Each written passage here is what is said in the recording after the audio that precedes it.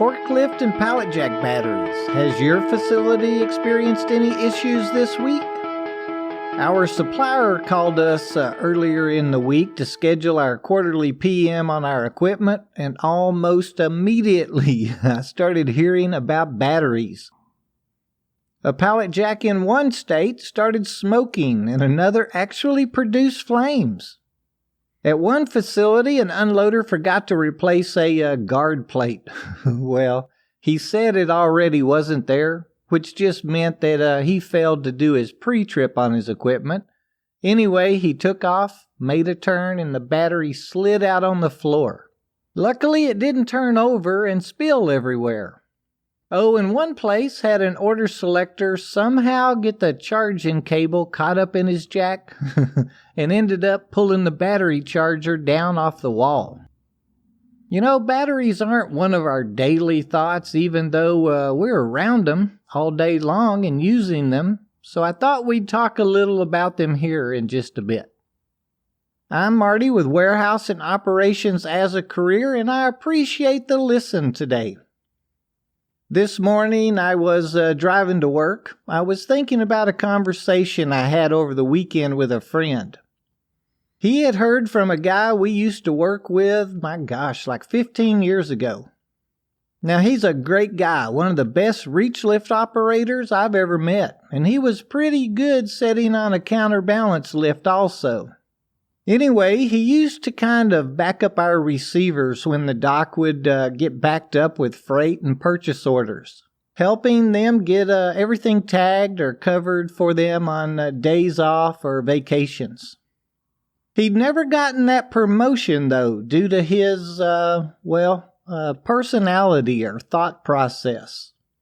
I know we've discussed our attitudes lately, but it wasn't an attitude, really. I guess personality is the right word. Now, like I said, he's a great guy.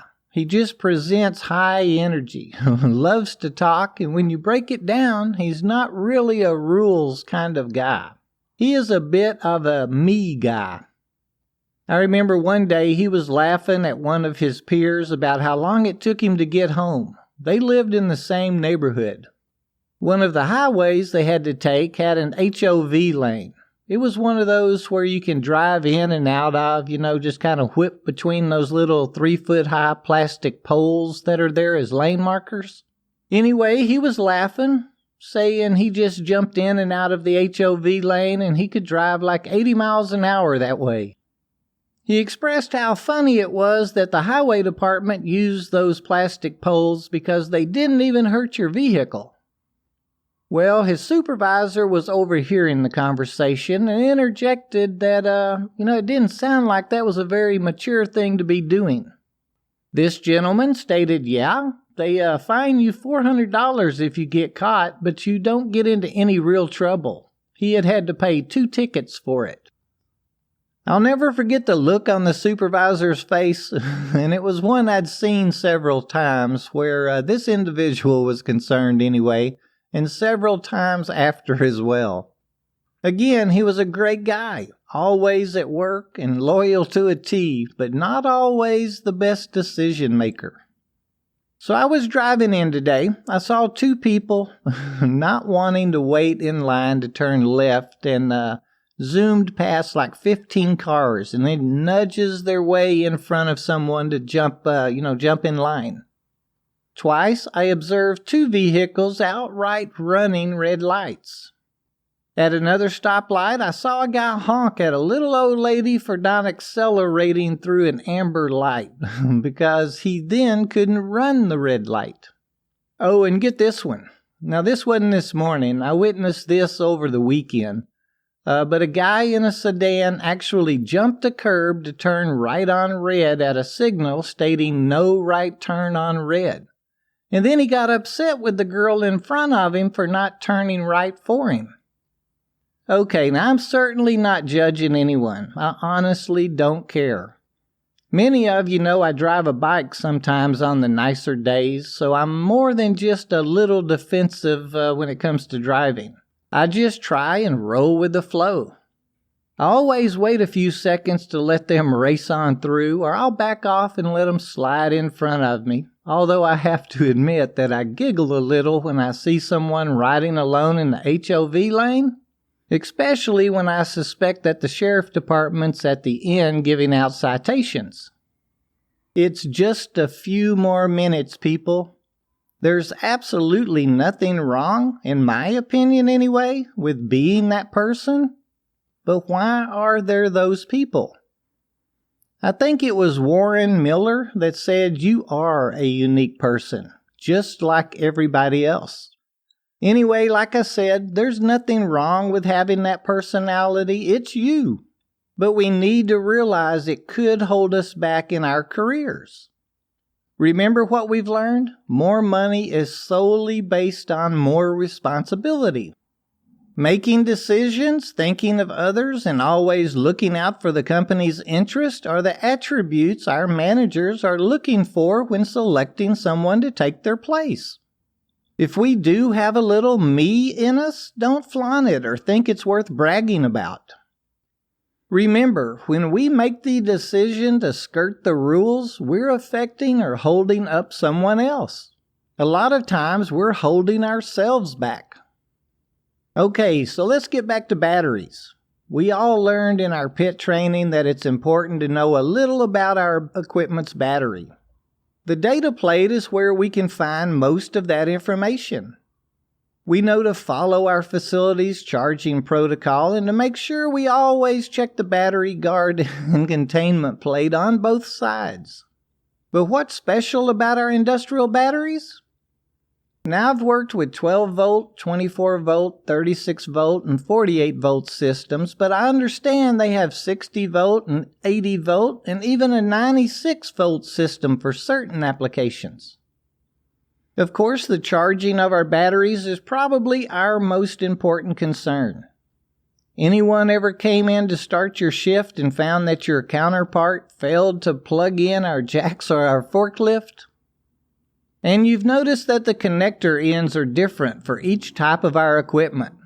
This prevents us from accidentally connecting to the wrong voltage charger. That wouldn't be good for our batteries at all. As for chargers, you'll see critical power chargers and motive chargers. There's many different kinds of both. Some perform diagnostics, and smart chargers can even control when our batteries will accept a charge. I've worked around a lot of float chargers. Amps seem to be more of what us operators are going to deal with in our environments. Luckily for us, we'll have, or should have, a maintenance department or maintenance man that's going to take care of all the technical aspects or concerns we'll need to deal with.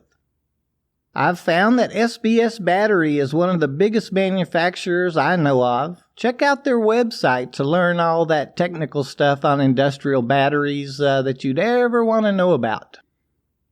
A few things we should know, and I hope that your supervisor explained all these to you during your walkthrough orientation, is that there is to be no smoking around batteries. That can cause a whole lot more than just a fire. When batteries are charging, they can release oxygen and hydrogen. Even hydrogen sulfide can be produced if overcharged. Under certain circumstances, even chlorine gas and arsenic can be produced.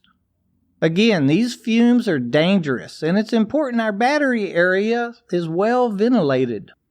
If you feel that the smell is stronger than normal or something is wrong, it is our responsibility to notify our management team immediately. You know, batteries are like everything else we work around. They can be dangerous. But if we practice what we've been taught, follow all the rules and procedures, they're safe and we're safe. I hope you do go check out that website though. You'll find something interesting and learn a lot more about working safely around them. And bring up batteries to your maintenance man. He'll love having the opportunity to share a little knowledge with you. And please remember, if you're responsible for changing your own battery, be careful. Follow all the procedures. They're heavy, and you don't get a second chance when you're working with that kind of weight. Well, I hadn't planned on talking about batteries this week, just kind of came up. I'll reach out and find us a maintenance manager to come on the show and educate us to batteries, something above the do's and don'ts. And I hope we brought you something that you can think about and learn a little more on this week. And I hope also to be back with you next week. Until then, let's present ourselves as we'd like to be seen and be safe at all times. Remember, our peers, significant others, and our children count on us.